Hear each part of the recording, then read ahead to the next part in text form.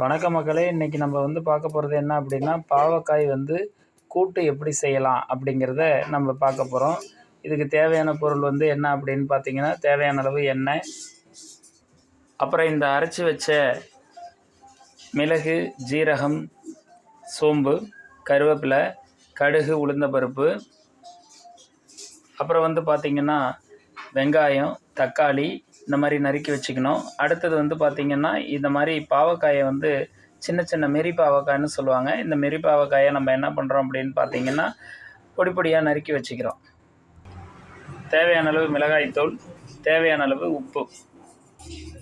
எண்ணெயை எப்படி ஆட் பண்ணுறோம்? தேவையான அளவு எண்ணெயை ஆட் பண்ணிக்கிறோம்.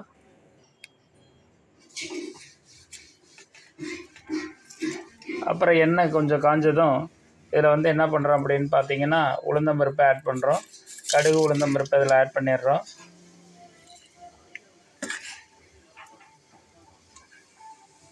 கடுகு, உளுந்தம்பருப்பு நல்லா பொரிஞ்சதும்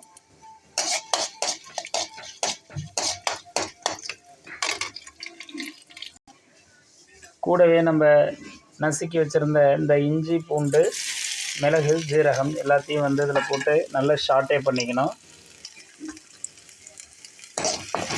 இது நல்லா கொஞ்சம் கோல்டன் ஃப்ரை ஆனதுக்கப்புறம் நம்ம வெங்காயம், தக்காளி எல்லாம் ஆட் பண்ணணும். இந்த தக்காளி, வெங்காயம் நல்லா ஃப்ரை ஆனதுக்கப்புறம் நம்ம இந்த பாவக்காயை இதில் ஆட் பண்ணிக்கலாம். கொஞ்சம் தக்காளியும் வெங்காயமும் நல்லா ஃப்ரை ஆகணும். அப்போ தான் பார்த்திங்க அப்படின்னா கொஞ்சம் நல்ல இந்த மசாலா நமக்கு கிடைக்கும். கொஞ்சம் திக்னிங் ஏஜென்ட்டாகவும் இருக்கும்.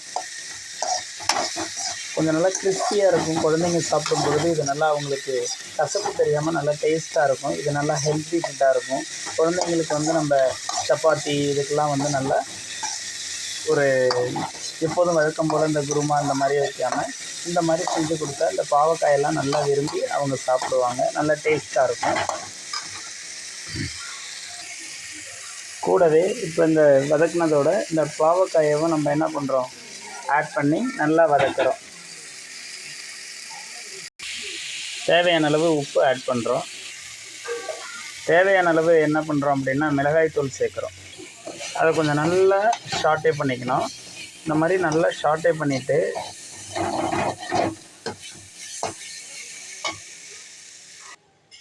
இந்த மாதிரி நம்ம என்ன பண்ணுறோம் அப்படின்னா வாட்டர் ஆட் பண்ணிக்கணும். கொஞ்சம் வாட்டர் ஆட் பண்ணி வந்ததும் இதை நம்ம என்ன பண்ணுறோம் அப்படின்னா கொஞ்சம் கொதித்து கொஞ்சம் நல்லா திக்னிங்காக வர்ற வரைக்கும் கொஞ்சம் பாயில் ஆகணும். அப்புறம் பாயில் ஆகி இதை நம்ம என்ன பண்ணிடலாம், இறக்கி சாப்பிட்லாம். ஸோ இது ரொம்ப ஹெல்த்தியான ஃபுட்டு. இது குழந்தைங்களுக்கு ரொம்ப பிடிக்கும். சில குழந்தைங்களுக்கெல்லாம் பாவக்காய் பிடிக்காது.